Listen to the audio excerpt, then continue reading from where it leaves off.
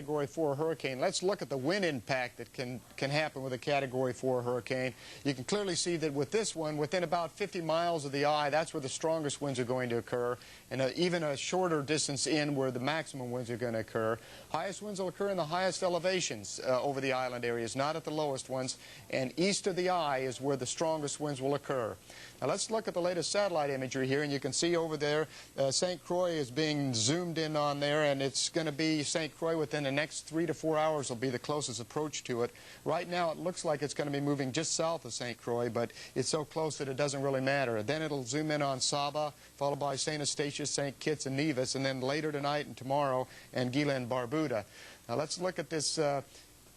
This is the radar out of San Juan, and you can see the circulation taking a little bit of a dip toward the east ever so slightly, and these little wobbles are extremely important for islands when you have a very tight circulation. So we're going to be monitoring the exact location of where that thing goes. That's going to be very, very important. You can see the wind field here as we go on through, and the strongest winds are obviously in the red. Those are the hurricane winds, but notice these tropical storm force wind radii occur well out away from the system, so we're going to have tropical storm winds over the higher elevations of Puerto Rico and all the way down to Guadalupe. It's quite possible, so don't be preoccupied just with the center. Let's get back to Marshall in the studio now. Mark was looking at some of the, we've only had, I think, 5 in the 90s of named storms that have developed in the month of November, and this one is moving from west to east, which is unprecedented, and it is now a Category 4 hurricane, Hurricane Lenny. It's centered at 16.9 north and 65.4 west, 115 miles south-southeast of San Juan, Puerto Rico. Its winds, again, 135 miles per hour, putting it at Category 4 on the Saffir-Simpson scale. East-northeast at 13 is its direction and its speed, and its barometric pressure 948 millibars.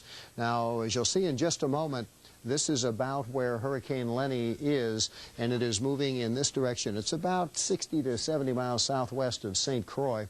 Looks as though St. Croix may get some of the brunt of the winds.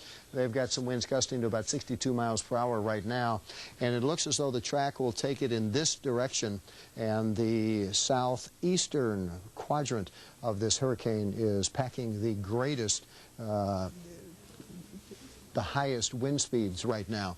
There are rain bands that are circulating around the center that have been dropping some heavy rain in Puerto Rico. Some of the totals so far for the last 12 hours or so, a couple of inches of rain has fallen. St. Croix getting the high winds, Puerto Rico getting the heavy rains, St. Thomas certainly getting heavy rain also, as is St. Croix.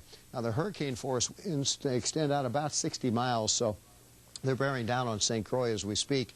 The yellow area are the tropical storm force winds, and St. Croix has been in those, as has the east coast of Puerto Rico, for some time now. Now recall also that most of the harbors for these islands are on the lee side of the islands, because most tropical systems that you find moving across these islands move from east to west. So it's a very atypical system, and there's a lot of vulnerability to these islands with an approach from the southwest. Puerto Rico, the Virgin Islands, and northern Leeward Islands, all under hurricane warnings.